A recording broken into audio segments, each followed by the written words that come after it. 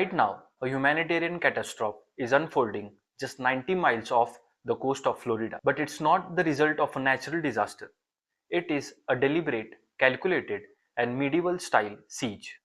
The United States government is weaponizing hunger, actively starving millions of people in Cuba in what can only be described as a crime against humanity.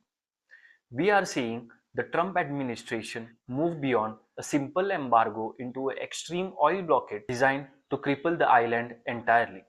Even the Wall Street Journal is confirming the reality. Life in Cuba is grinding to a halt. This isn't just about politics, it's about the fundamental survival of an entire population. The strategy is clear: deny Cuba the oil it needs to function and watch the economy collapse. And it's working. Schools have been forced to close, public transport has vanished, international flights are being cancelled. When a nation's energy grid dies, everything else follows. Water pumps stops, food refrigeration fails, and hospitals are pushed to the brink. This is a total assault on the civil fabric of a nation.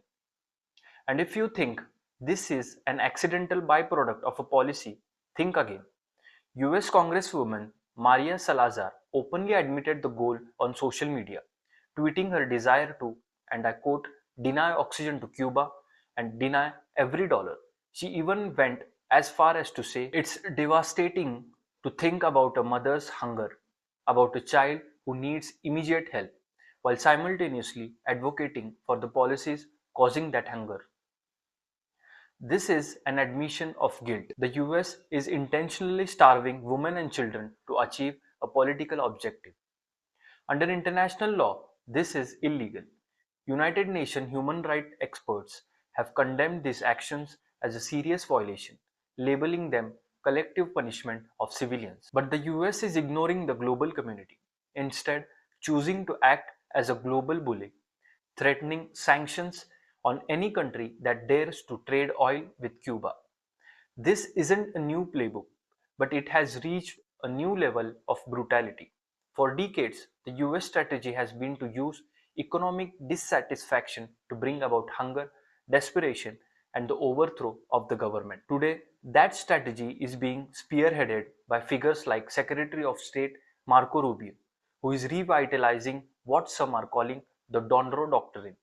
It's a toxic mix of the 19th century Monroe Doctrine and modern day aggression, treating Latin America like a US colony and demanding they cut off all ties with China or Russia. But the world is starting to push back.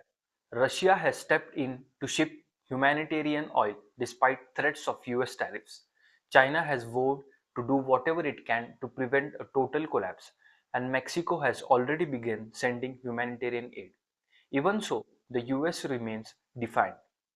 They have already seized Venezuelan oil tankers in the past, and there are fears they will use the Navy to block any aid from reaching Cuban shores. Look at the numbers. Every year at the United Nations, the world votes on whether to end this blockade.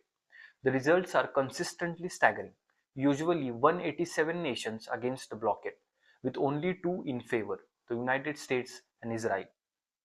The US is completely isolated on the global stage, yet it continues to choke a nation that, despite 60 years of pressure, still manages to provide universal healthcare and nearly 100% literacy to its people. The mainstream narrative will try to tell you this is about Cuban mismanagement. Don't believe it. You cannot manage an economy when the world's largest superpower has its boot on your neck, cutting off your air and your oil. The true endgame of US empire is simple: destroy any independent nation that dares to put the needs of its people before the profit of multinational cooperation. They are literally starving millions to prove a point. With this latest blockade, the mask has been stripped away, revealing the brutal, heartless face of an empire willing to burn a neighbor to the ground just to stay in control. This is a reality of the siege of Cuba, and the world should and cannot afford to look away.